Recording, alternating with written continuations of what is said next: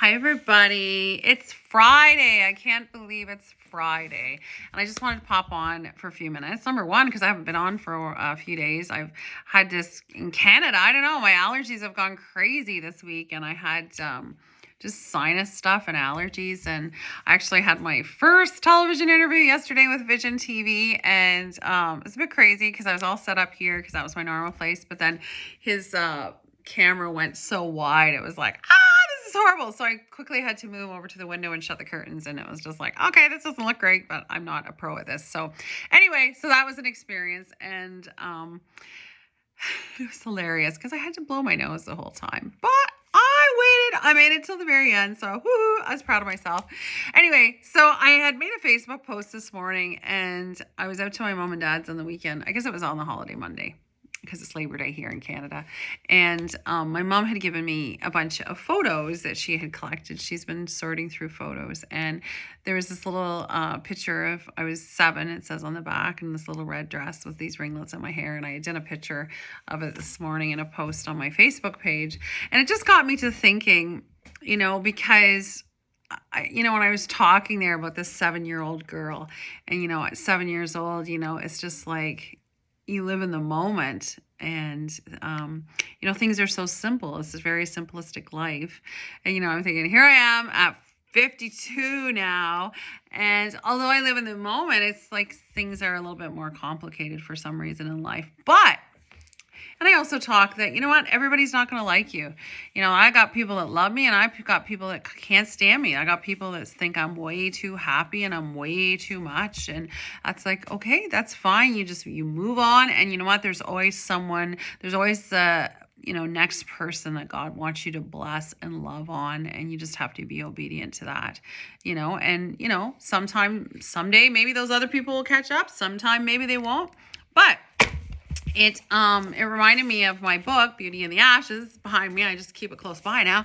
It reminded me of my book, of my dedication that I had done to my VON nurse. And I thought, you know what? It's so true that, sometimes we just need to show joy and love to people, and I had wrote down the scripture in Nehemiah 8:10, the joy of the Lord is my strength. But so many Christians, it's like, I always say, it's like we've been baptized in vinegar. It's like, really? Is the joy of the Lord your strength? I don't know. Okay, I think my camera's a little bit off. I'm sorry here, guys. I'm not really technical. Madison's not here today. Anyway, so I thought I'm just going to go to my book and I'm going to read that dedication to you guys.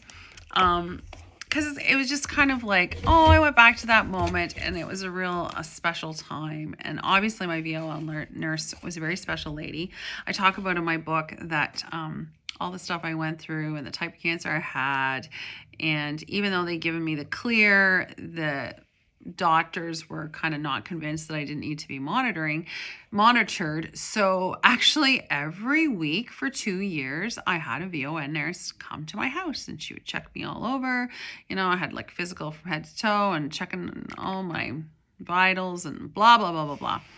Anyway, so needless to say, we became very close and she enjoyed my company and she would always leave me till the end so that we could have tea and laugh and chat.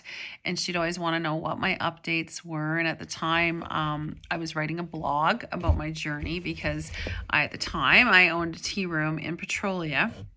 And I had to sell it, and I knew a lot of people. And it was a lot, if you tell them the same story on the phone, dozens of people later. So I just decided that I would write a blog about my cancer journey, and that ended up being great. And then I actually found out that I liked writing because I write exactly how I talk. So I have humor and I have joy and I have Jesus, and I inject it all into what I write. So anyway, so I'm just going to read the dedication from my book. It's at the back of the book, in memory of my VON nurse, Diane. About 8 years ago, I was working at the store, setting up for our monthly auction. I heard a loud crash a few aisles over, and I knew something had smashed all over the place. I went running to see what had happened. There was one of my regular customers standing there amongst a million little smashed pieces. I knew he felt bad for breaking something, so I automatically smiled and I gave him a big fat hug and told him we would clean it up. No stress. When I was finished with our hug, I noticed he was starting to cry. I consoled him and I assured him not to worry about it and hugged him again. He couldn't stop crying. So I stayed to chat with him. I asked him, is everything okay? And he must be having a rough day. He agreed and he started sobbing uncontrollably. I wasn't prepared for that at all. I embraced him and listened to his story. He said, Connie, my wife passed away yesterday. I listened to his heartfelt pain as he talked about his loving wife, crying between every word. I explained to him I felt so bad as I didn't even know that she was sick, and I offered another hug. He said to me, I couldn't tell you she was sick because I couldn't tell you who she was. I looked at him. I was totally confused and perplexed. And then I asked him, what do you mean exactly? He said to me, Connie, she was your VON nurse for 2 years. You were her favorite patient, and she always left you until the end of her day so that she could spend extra time with you. She thought the world of you, and you always lifted her up, no matter how you were feeling. She loved all the tea and the special talks you had. She loved her job, and she kept everything in confidence and only told me you were her favorite and no other details. I was absolutely stunned by this time, and I was bawling my face off, and more hugs were exchanged. I was totally gobsmacked that for years and years he had stopped there several times a week, and I had no idea who his wife was all that time. He laughed and he told me that every day he would come home from the store and he had to report what I was wearing. He said she needed all the details, from the top of your head down to your shoes. It was a highlight for her, he told me. She was so happy to hear that you still laugh loud and you love people like you always did before. I remember grabbing his cheeks and telling him, your wife spoke life into me in my hardest days. She told me I was beautiful when I looked a wreck. She cried with me and she laughed with me. She was an absolute angel on earth. I am so pleased that today God got my attention to come running to you. He knew you needed a hug and you would never, ever ask for one. Just like the houseware item that's smashed into so many pieces, I feel like God was helping me gather up all your pieces today and begin to put your brokenness back together. He also gave you a miraculous gift to me. What a treasure to find out this secret that you knew all along. I remember asking him that day after he read me Diane's obituary from his phone if I could dedicate my book to her someday. His eyes filled up with tears and he said that would be an honor. For the longest time after that, he would come in the store and each time he would see me, he would just start to cry. I would just give him a big hug because he just couldn't talk. He choked back the tears and said, I'm fine. Until I see you, I cry every time. Of course, he was the rough and tough biker kind of guy that he probably was right and he never cried much at all.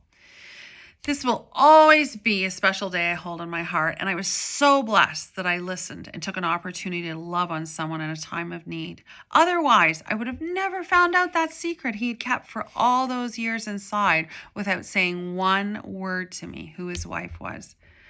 I encourage everyone to take the time to listen to the brokenhearted, give hugs, and pray for all those who need a miracle. If you are a Christian, exude joy in all situations because people are always watching you and you don't know how you can impact them with your story. Be Jesus with skin on. And that's the ending of my dedication in my book that was to my VON nurse. And when I had posted that picture and I had that thought about what life was like as a 7-year-old little girl and how you were just so carefree and, how things have changed over the years and, maybe, like I said, like people accepting you or not accepting you. But I thought, it's so cool that, if we can always be that Jesus with skin on, be happy, have joy, care about people, take attention when people need it, and give them any kind, even if it's just a smile. I mean, I am a hugger. I confess, I give hugs a lot. But it was just a real miracle to me to hear the story that day that unfolded, because here this person was. They shopped in there for probably 5 years, and I had no idea who they were. No idea who they were at all. And here in his heart, every time he came in, I knew why he was looking to see, now I know, but I didn't know that before, why he was looking to see what he was wearing. And here he was going back and reporting to his wife, who it was just like giving her joy just hearing about it, and I thought, wow, it's amazing. When I found out, I would have loved to gone and seen her when she was sick. But it's not the way it, worked out at all. But I thought, wow, like to hear that afterwards, that he said, like, I was always the one encouraging her when she came to my house when I was sick. And I thought, you know what, that is really incredible. And I had no idea. I was just being myself. And you know what, letting the joy of the Lord be my strength, like that verse in Nehemiah. And I just encourage everyone today, as we go into the weekend, and the kids are back to school and new routines are starting, and everyone has a story that they're walking through. And some people are going through really difficult things. And I just want to encourage us, if we can just have more patience with people and love on people. And sometimes we don't get that reciprocated. Sometimes we have people that are downright rude and mean, but just, keep smiling and just, let it roll off your back and just go on to the next person to bless. And you never know. I always tell my daughter, you never know what that person has gone through in their day. That the moment and the minute they're seeing you, whether it's in the drive-through or at the grocery store, and they're being reactive, you don't know what the rest of their day has been like. You don't know what pain that they've walked through. You don't know what their tears they're fighting back. So I just encourage you, be kind, show joy, and show love to people. And, just always be Jesus with skin on. And never forget, little is much when God is in it. And you never know when a story and a testimony is going to come back to you years later of how you've touched someone. So enjoy your Friday and have a fabulous weekend. Hugs from Canada.